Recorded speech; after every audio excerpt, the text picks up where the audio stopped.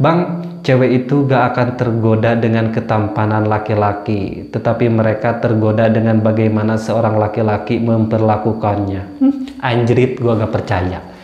Cewek ya selalu tergoda sama ketampanan lelaki yang ada, sama kemapanan lelaki, sama kekayaan lelaki. Itu yang selalu membuat cewek tergoda. Bohong ya. Jadi ketika ada ungkapan seperti ini, Bang, cewek itu gak akan tergoda dengan ketampanan lelaki, tetapi mereka tergoda dengan bagaimana seorang laki-laki memperlakukannya. Alah anjing, bohong lu. Pasti ini yang buat cewek.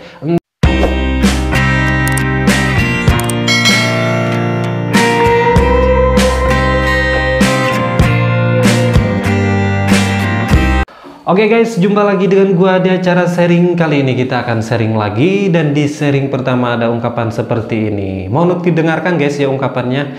Bang, di usia sekarang banyak yang bertanya kerja di mana, gaji berapa. Kenapa tidak ada satu orang pun yang bertanya apakah kamu bahagia? Ya kak, bener banget ya, bener sih kalau dipikir-pikir.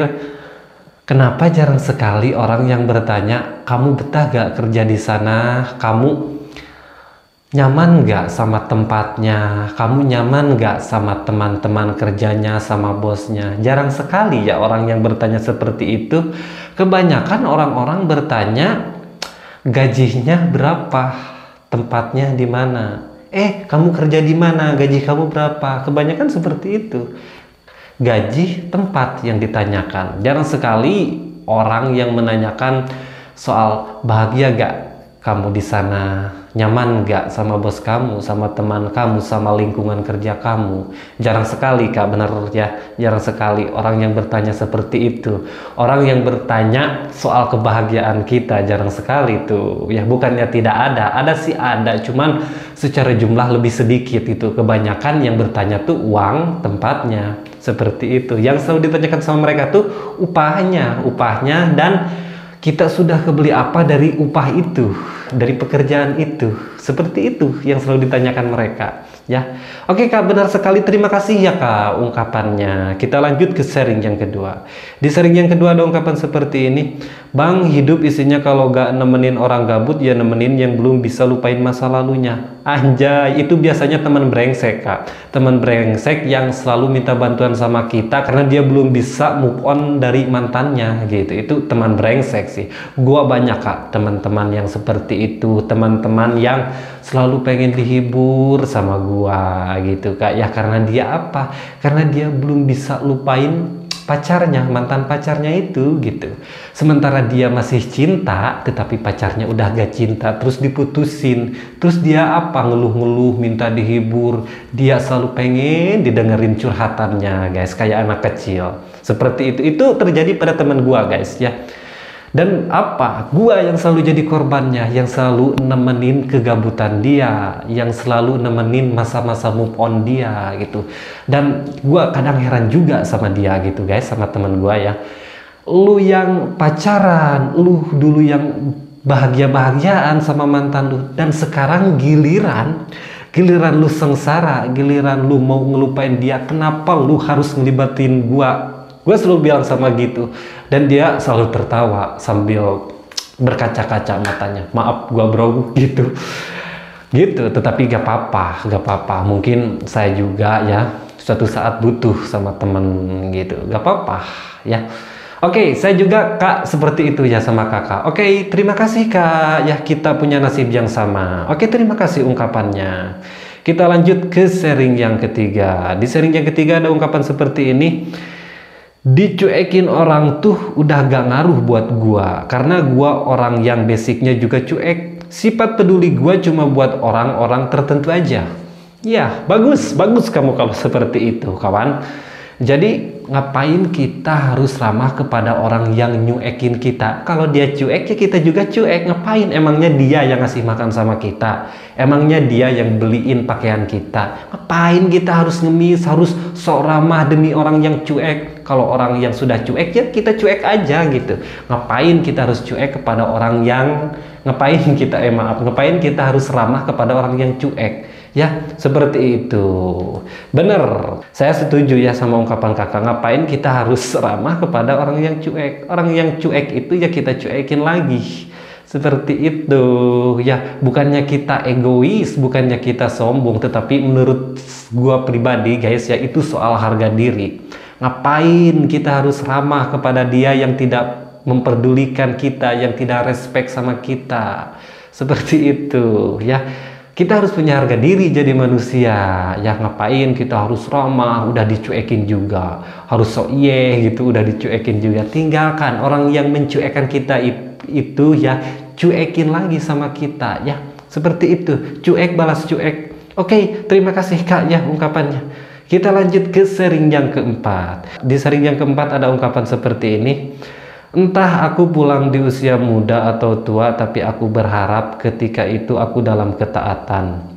Anjrit, semua orang juga seperti itu Kak harapannya ya. Orang mana yang tidak mau pulang dalam ketaatan? Sebadung-badungnya manusia ya pasti mereka ingin berpulang ke hadapan Tuhannya itu ya pasti mereka dalam ketaatan. Mati dalam husnul khotimah lah intinya. Sebadung-badungnya manusia, sebadung-badungnya orang yang pasti mereka menginginkan seperti itu Kak. Tidak hanya kakak yang berharap seperti itu, saya juga seperti itu Kak harapannya ya, tetapi tergantung dari kita sendirinya ya. Kalau kita mau pulang dalam ketaatan maka kita juga harus selalu senantiasa dalam ketaatan, karena Tuhan itu mau mengajak kita pulang tidak memberi tahu kita dulu ya, semacam kejutan ya. Jadi kita harus selalu mempersiapkan ya untuk itu ya, kalau kita mau pulang dalam ketaatan. Seperti itu kakak ya. Jadi bukan hanya kakak Kak, semua orang, semua manusia pasti ya mereka menginginkan pulangnya itu dalam ketaatan, dalam kebaikan ya, karena sebadung-badungnya manusia mereka pasti maunya itu ketika dia mati nanti pasti mereka menginginkan tempat yang layak di kuburannya. Seperti itu.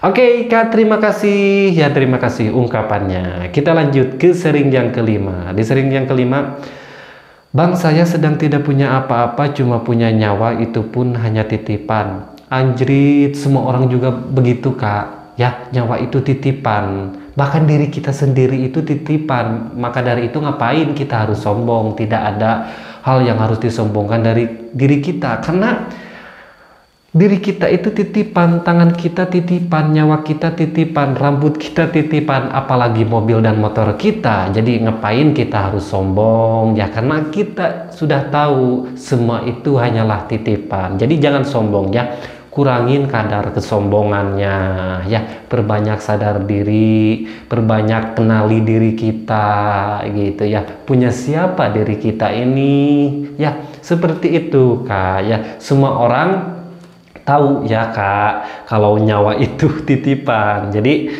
buat kakak yang punya ungkapan ini, sedang tidak punya apa-apa, cuma punya nyawa, itu pun hanya titipan. Saya juga tahu Kak untuk itu, tetapi kita jarang sadar ya. Semua orang tahu bahwa nyawanya itu titipan, tetapi mereka jarang sadar akan hal itu ya.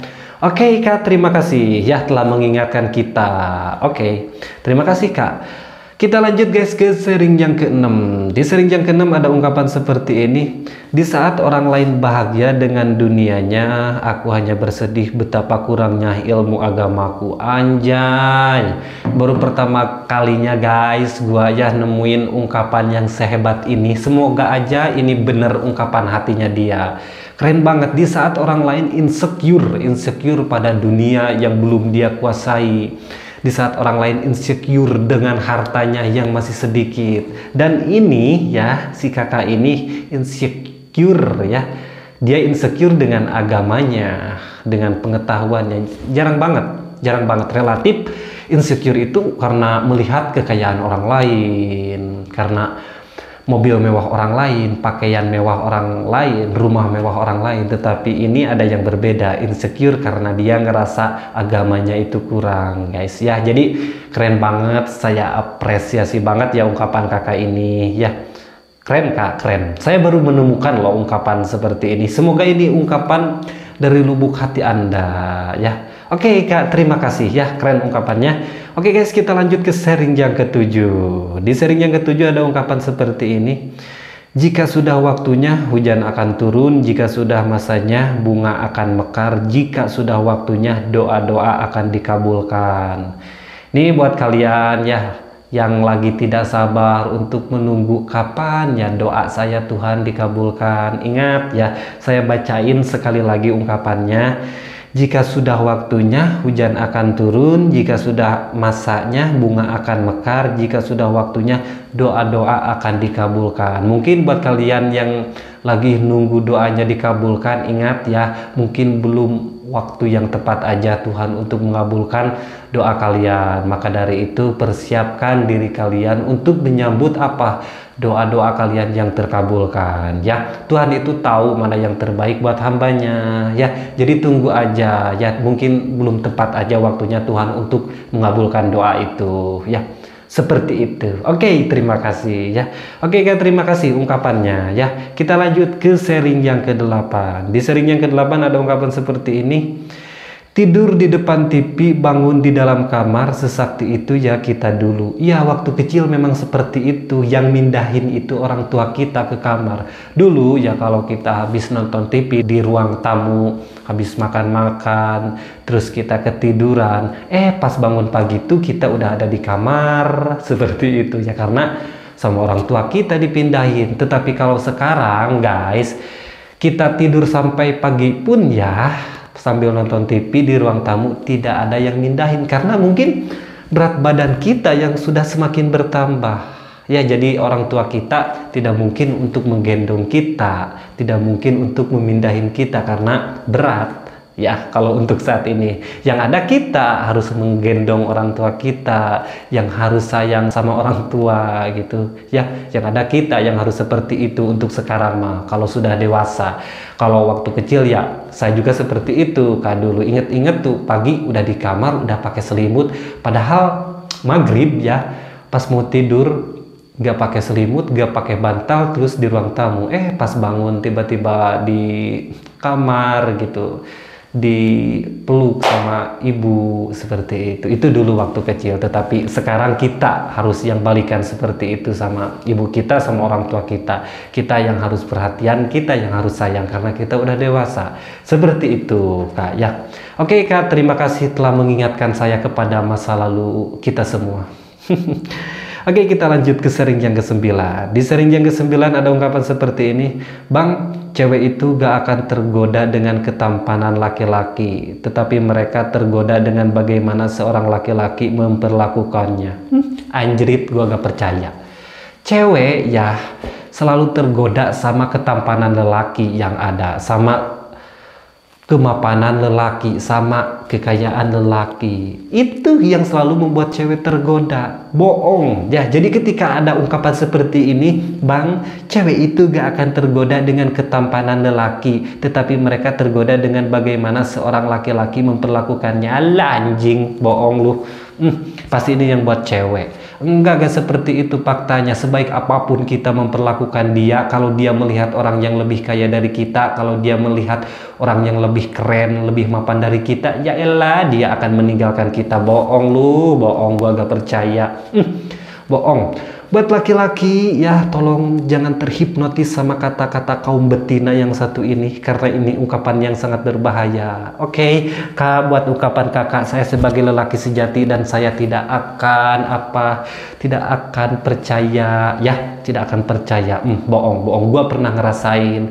Sebaik apapun kita guys yang memperlakukan wanita yang kita cinta, tetapi kalau dia sudah melihat orang yang lebih mapan, yang lebih ganteng dari kita, terus dia juga cinta, ya elah dia cari alasan untuk meninggalkan kita, memilih dia.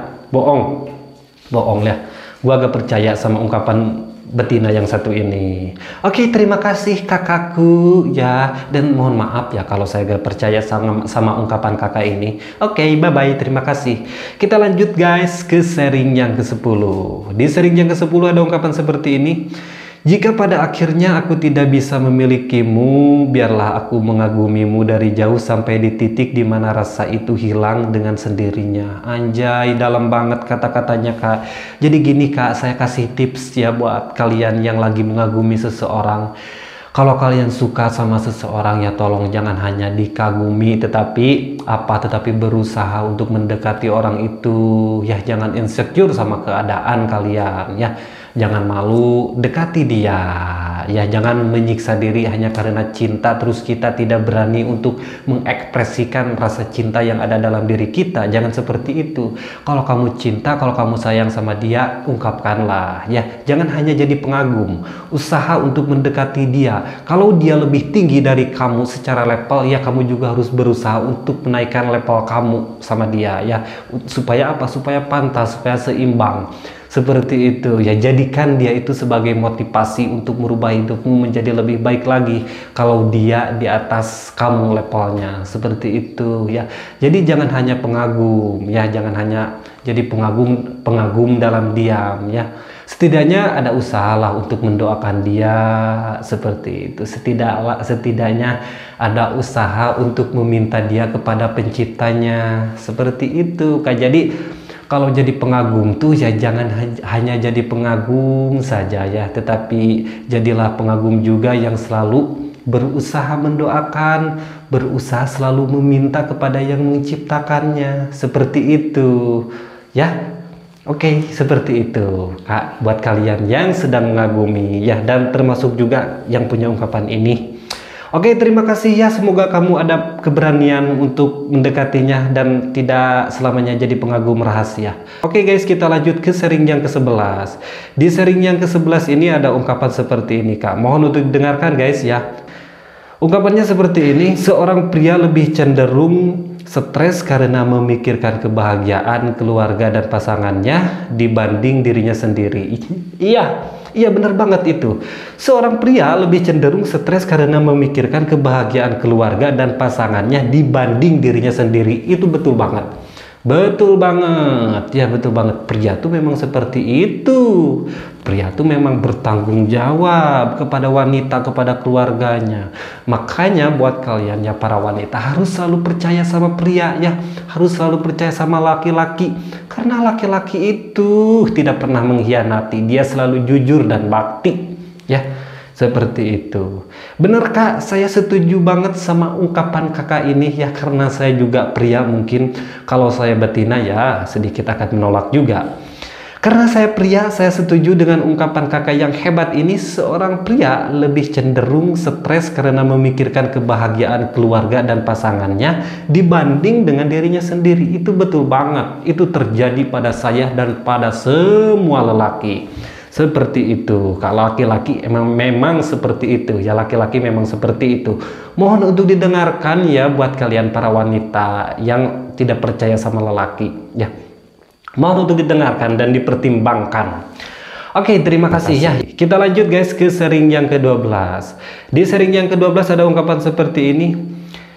Tidak ada cinta yang lebih indah selain dicintai oleh orang yang telah mengetahui kekuranganmu, namun ia masih tetap mau bersamamu. Iya anjrit, pasti itu indahnya bukan main. Di saat dia tahu saja kekurangan kita, dia masih tetap bersama kita. Apalagi dia kalau tahu kelebihan kita, mungkin dia akan lebih cinta sama kita guys ya. Jadi bener banget. Kita akan lebih bahagia ketika kita dicintai sama orang yang siap menerima kekurangan kita.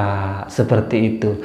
Ketika dia siap menerima kekurangan kita, apalagi dengan kelebihan kita. Maka dari itu ya buat kalian para lelaki, tolong carilah wanita yang mencintai Anda dengan kekurangan Anda, dengan kelebihan Anda. Jangan hanya mencari wanita yang cinta sama kelebihan Anda saja. Seperti itu ya. Oke guys, lah mungkin cukup sampai di sini sharing kita. Semoga apa yang saya sharingkan mewakili hati dan perasaan kalian ya. Jangan lupa like and share konten saya, dan jangan lupa subscribe ya, karena subscribe butuh banget gua. Oke, bye bye.